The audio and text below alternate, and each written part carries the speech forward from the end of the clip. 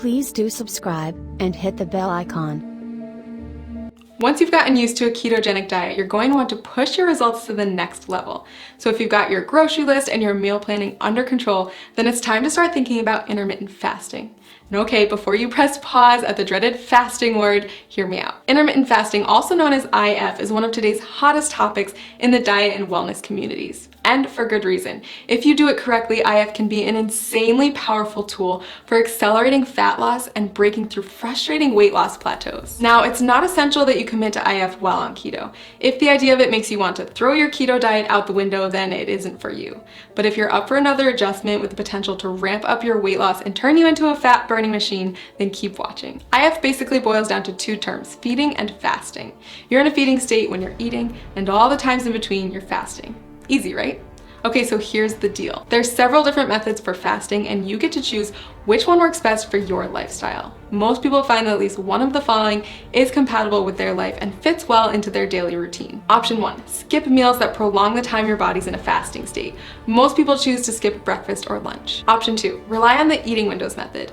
This approach involves eating between a 4 and 7 hour window every day and fasting for the rest of it. Option 3, not for the faint of heart. Your third choice is to commit to a 24 to 48 hour cleanse. It's more of an extended fast, and I don't recommend it if you're just getting started with IF. So how do you know which option is best? If you're just getting started with fasting, option 2 is probably the way to go.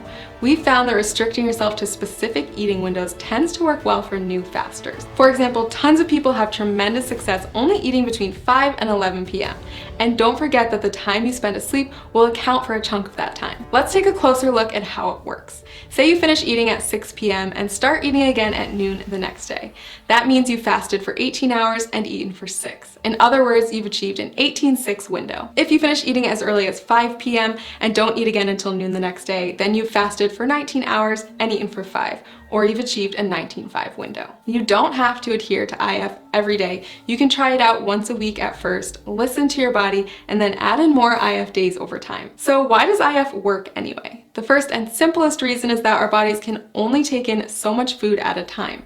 If you're someone who struggles with overeating or snacking out of boredom, IF can help to drastically cut those extra calories and keep you within your limits for weight loss. When your body's in a fasting state, it will begin to break down stored fat to use as energy. So if you're following a ketogenic diet, your body is already mimicking a fasting state since it's relying on fat, not glucose, as its main source of fuel. Just make sure that you're still hitting your daily macros and getting enough fat when you're in your eating window. If this sounds overwhelming, don't worry. We've got a tool that builds intermittent fasting into a keto diet regimen customized for your needs and goals.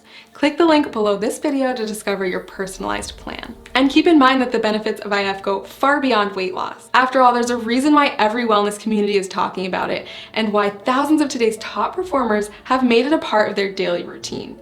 People who practice fasting on a regular basis reap tremendous health benefits in many areas, not just by turning their bodies into maximum fat-burning machines. Nobel Prize winner Yoshinari Asumi discovered that fasting can trigger autophagy, which is essentially a deep cleaning process for your cells. Autophagy helps to stop the aging process, reverse disease, and prevent cancer. It's basically the body's way of cleaning out cells by recycling non-essential components like damaged proteins and getting rid of invading microorganisms and toxic compounds. Like most complex mechanisms, your body needs a break from feeding, so it can focus on performing these other functions instead. Not only does fasting trigger autophagy, it also increases the number of ketones in your bloodstream more than a keto diet alone will do.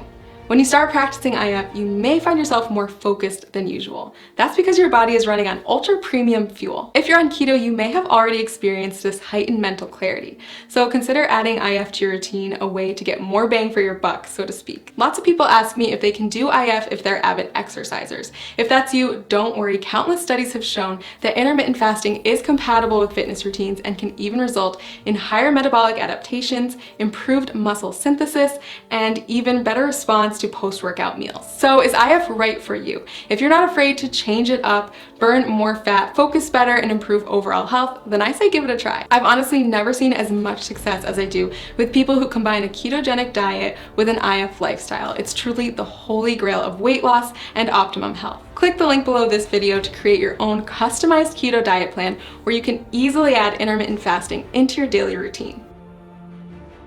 Please do subscribe and hit the bell icon.